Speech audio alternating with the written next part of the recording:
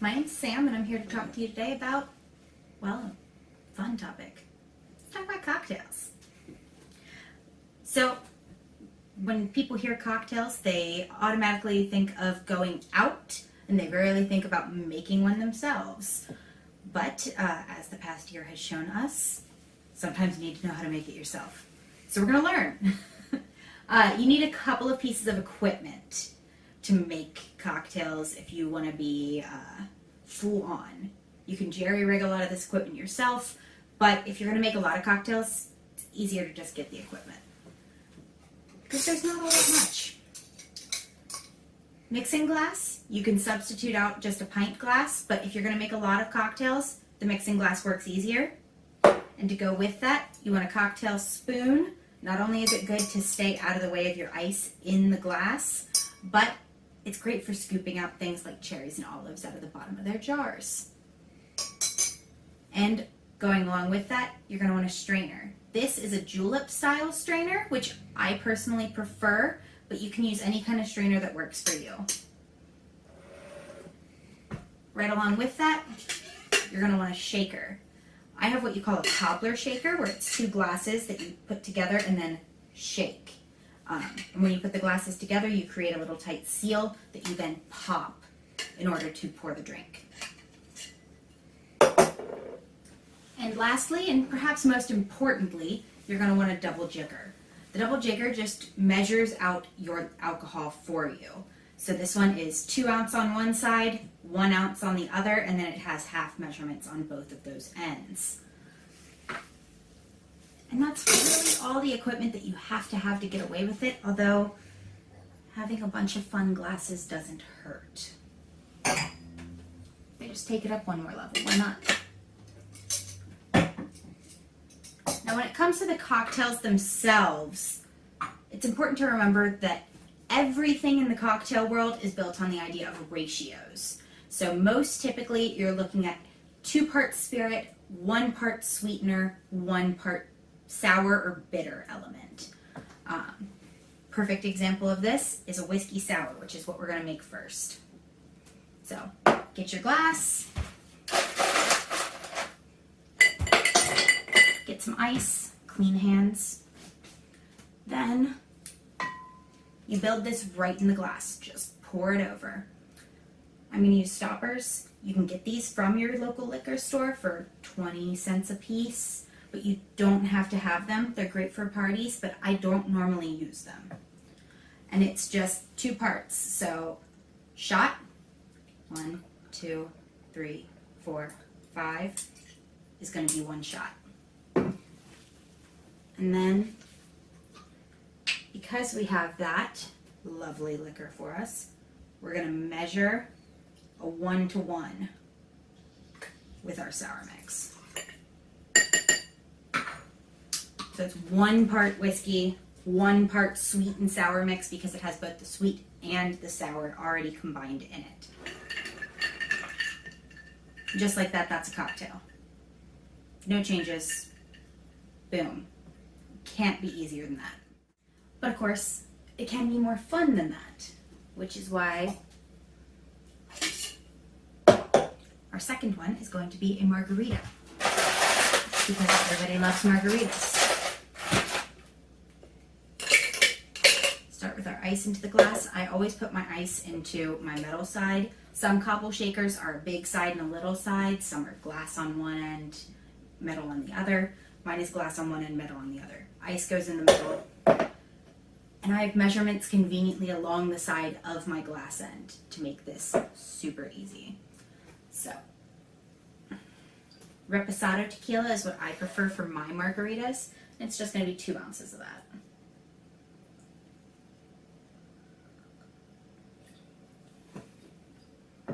Then traditional margarita recipes do call for triple sec or Cointreau or Grand Marnier as your sweet element.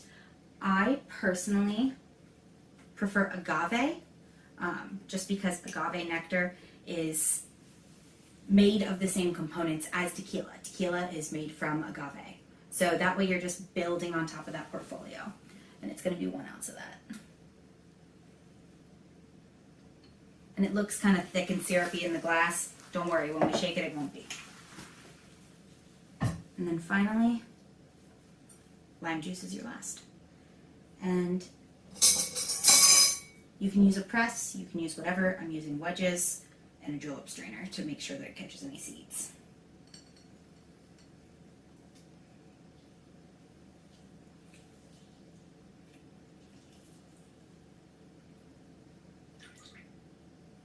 And sometimes you do have to have some tensile strength that I lack to do it this way.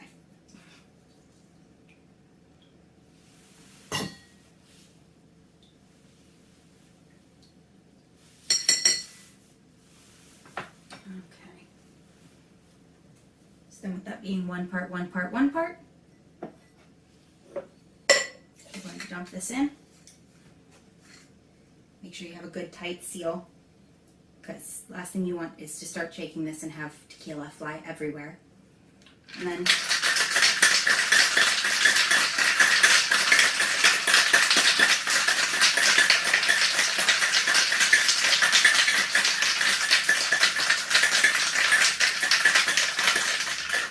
you want to shake until the cup that did not have the ice in it is cold to the touch. That's how you know it's shaken enough. And we're going to select a fun glass.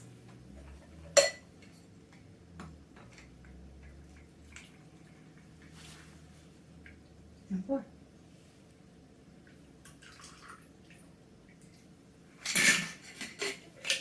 And then of course, if you're really going to round out a cocktail, you're going to rim it.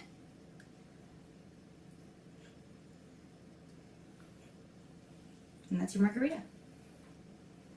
You can add it on the rocks. You can do it in a taller glass with a bunch of ice. They don't last long enough in my household for it to matter.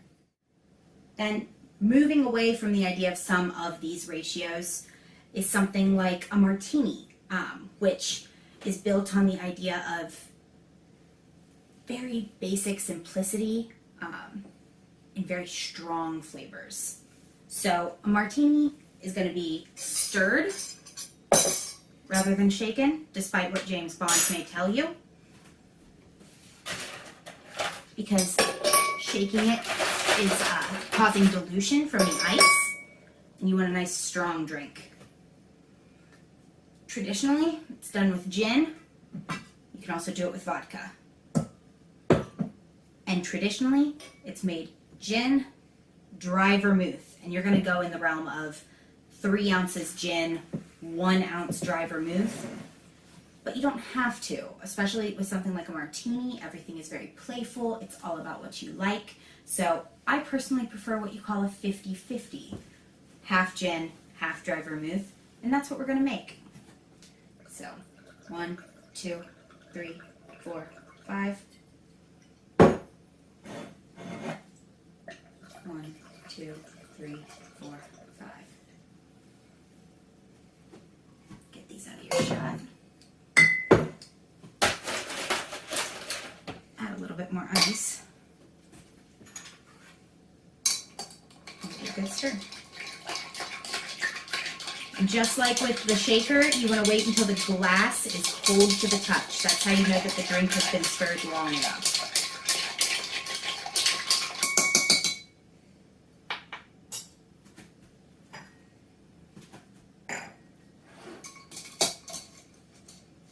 With this style, you want to make sure you press it forward when you pour. That way the ice doesn't get through.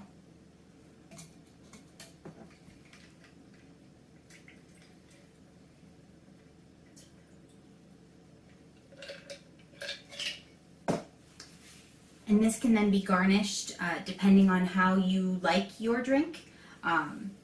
Martinis are often garnished with things like pearl onions. Olives are the traditional. And they can be modified further by adding things like the brine from the olive jar. I personally like mine sweet and simple, no garnish needed, just like this. Moving on from the martini, let's talk about a couple of other old school classics while we're in that wheelhouse. Let's talk about a Manhattan. It's another drink that is breaking the realm of the 2-part, 1-part, 1-part in very interesting ways. It's another build it right in glass if you want to. If you're going to serve it up, which is in one of these fun glasses here, then you're going to shake this drink or stir it and then strain it. But I personally prefer to serve it on the rocks, so we're going to build it right in glass. And for that Manhattan, it's going to be 2 parts of whiskey, 1 part sweet vermouth. Then we have 2 dashes of bitters. Bitters are great ways to add a lot of depth of flavor with very minimal effort. For instance, 2 dashes here is going to be 3 to 4 drops of this. It's a tincture of hardcore flavor packed into a little bit of alcohol. I actually have used it in making mocktails. If you've seen my mocktail video, then you already know that I am a huge fan. But for this, we're going to do 2 dashes of Angostura bitters, which are your most common. Find them at any liquor store or even grocery store. So 1, 2. And then we're going to follow that up, theoretically, with a dash of orange bitters that I can't find. You don't have to have any of these. You can use just orange. I cannot find my orange now, so I'm going to use an extra dash of Angostura, just for spice. And then we're going to garnish that with a cocktail cherry.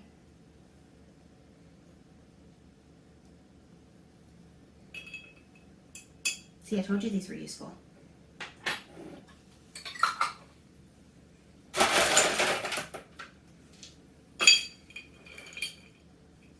And that is it, as easy as it comes, a Manhattan.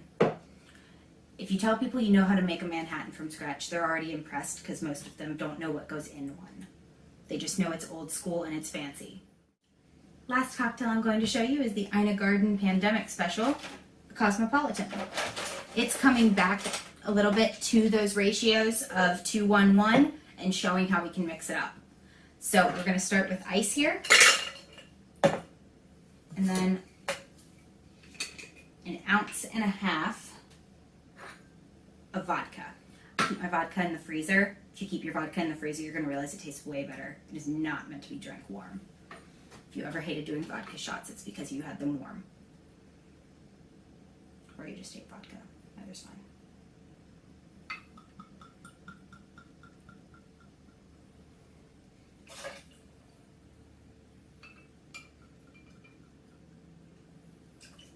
Okay, so that's 1.5 ounces of that.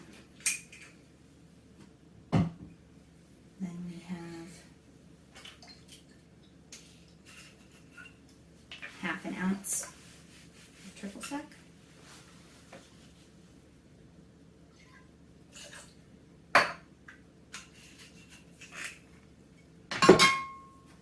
Half an ounce of lime juice, and in this case I'm using sweetened lime juice because I'm going to use unsweetened juices.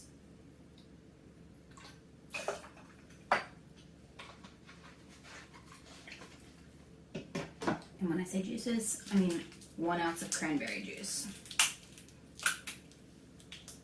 If you're going to use a juice cocktail, don't sweeten your lime juice.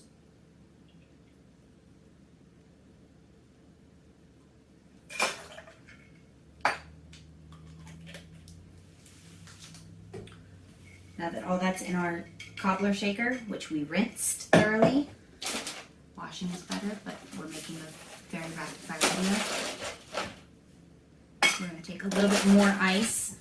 We're going to shake this.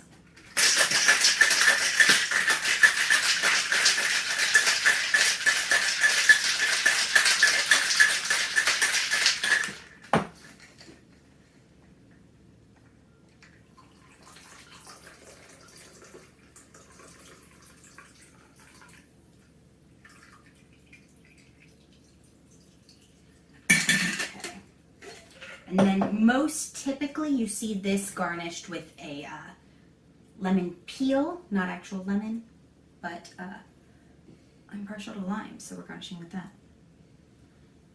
And when I garnish anything, I always just make sure I wrap it around the rim. That way you get that citrus juice all the way around it. And that's your Cosmo. So, there you go. Fruity drinks, not so fruity drinks, all your classics, easy peasy. And keep in mind, you can play with these however you like. If you don't have an ingredient, feel free to sub. In this case, I ran out of fresh lime, so I used sweetened lime juice and just compensated by using unsweetened fruit. If I don't have orange bitters, I'm just using a little more Angostura. If I don't have sweet and sour mix, then I certainly can use citrus juice and simple syrup and just create slightly different plays. It's how all the cocktails in the world are born. Don't feel trapped by anything. Feel free to explore. The world is your oyster. Go have a cocktail with it.